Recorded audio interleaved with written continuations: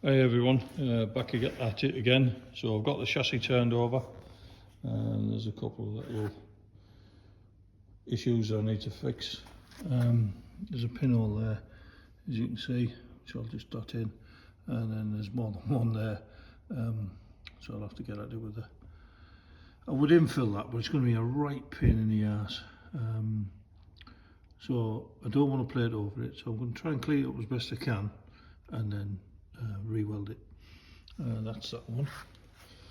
And it says it's had a patch before.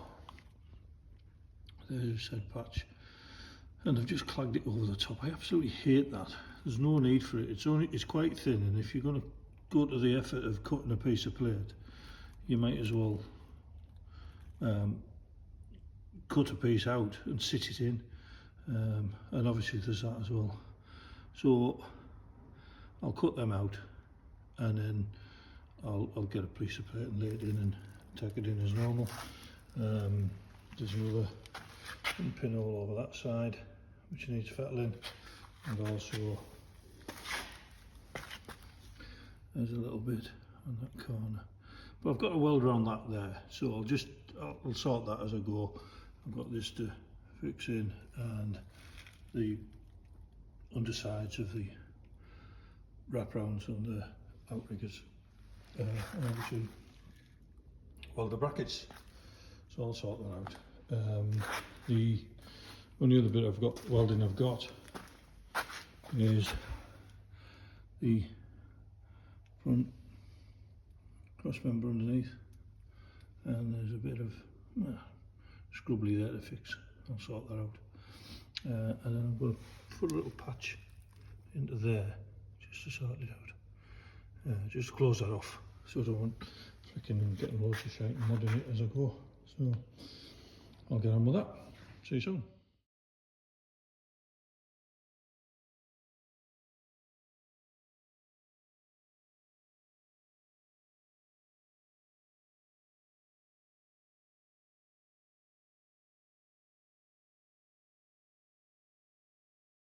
Right, I'll cut that out. Happy days. There's a bit of crap inside it, as you can see, so I'll get the vacuum cleaner, give that a vacuum out, give it a clean up on the outside with a buff and wheel. The other thing to do, obviously try and clean that up. I want to take the bump stops off and put new ones on. So I just want to make sure that there's no holes under them. Take the airframe brackets off, because I'm going to put new bushes in them.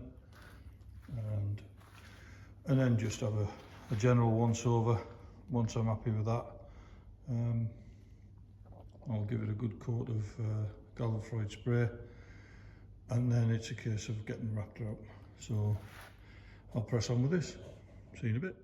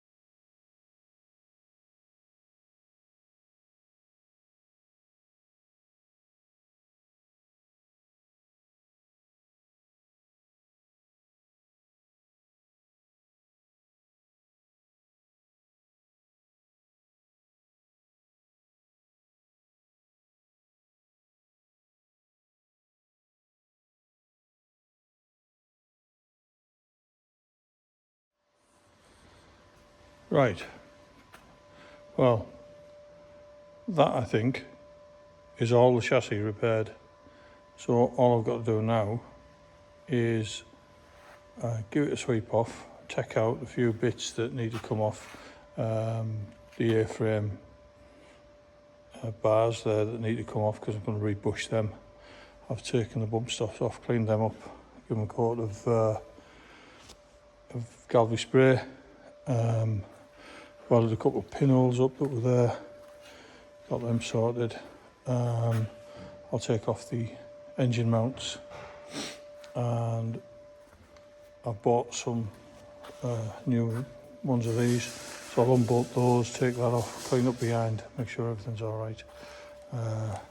Remove that once I've got the A-frames out, and then it's pretty much ready. I'll give it another once over, make sure everything's okay with it, and then after that it's a case of sheeting everything out and getting a coat of Raptor on it. So quite pleased I've got that stage finished. So I'll give it another little bit of time lapse to try and get this lot sorted, and then have a good tidy up before I even think about doing the Raptor, because the place is a tip and I don't like working like this, so I'll give it a good shine up and it'll be fine. So get on with this. Right, well that's it. That's the chassis repairs done. Everything's stripped off. So I've removed that, the airframe hangers and the exhaust bracket. So that's all gone. Took that brake line out, what have you. So the only thing I've got left to take off, which I'm not overly worried until I start getting ready for Raptor, which will be probably the next video, is I've got the engine mounts to take off. I'm putting new ones on, but I'll get those off and just get them out of the way, into the bin, all the other crap. A bit sweet, tidy up. So quite pleased about that. Need to tidy that bench up, there's bits of shite all over, so I'll run me through that and make sure I've got all the bits that I need kept and stored and everything else moved. What did come today was that, which is a stainless steel front bumper, cranked with the inserts for the daytime running lights. I purchased that from ORE 4x4, and I have to say the quality is absolutely bang on. It's a really, really nice thing. It fits absolutely perfect. I can't demonstrate because the chassis is upside down. I don't want to mess around. I certainly don't want to scratch it. So until I get it back on its axles, that's going to go and get put away, but I just thought I'd leave it out so you could have a look.